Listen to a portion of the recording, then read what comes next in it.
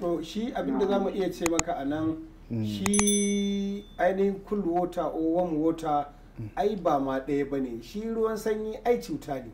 Da haka idan mutum yana buƙatar zaman lafiya a jikinsa yana da kyau idan ga shan warm water, tunda kai akan kanka abinda ake kira likitanci, wato kowa i zama likitan kansa.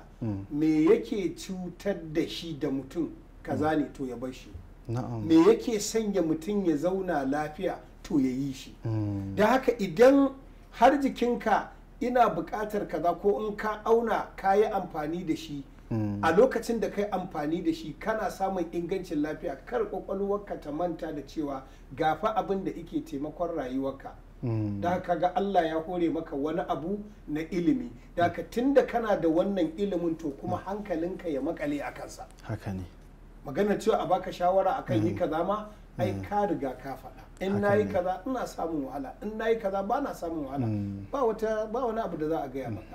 Amma ina tabbatar maka da cewa ruwan sanyi yana cutar da gangan jiki, saboda ne shi jini ina ɗauke da mafi yawan maiko.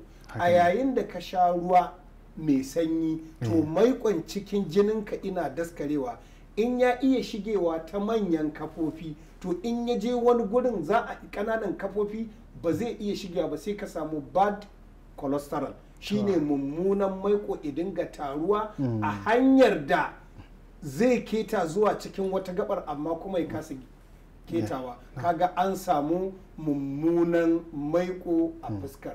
Amma in ka sha warm water duk lokacin da ka sha ruwan zafi kana shan sa, to duk maikon da ike cikin jininka kai tsaye tsinkewa ike, narka shi ike, sannan jininka kaurinsa ina raguwa. Don haka duk inda ike bukatar jinin da kaurinsa ya tafi ya kasa shiga wata gaba yayin da ka sha ruwan sanyi ruwan zafi to zai je ya tsinka wannan jinin. Akwai abin da ake kira platelet, wato kwangirin jini, abin da yake dauke da jini kusan shine 50% na abin da yake dauke da jini. Shi kansa idan ya ji ruwan dumi to ya fi ketawa hanyoyin da ya buƙaci jini. Da haka ya 'yan uwa mu koma shan ruwan dumi don jikinmu ya zauna lafiya. Mu yi haƙuri mu kyale ruwan sanyi don mu rabu da miyagun cututtuka a jikinmu.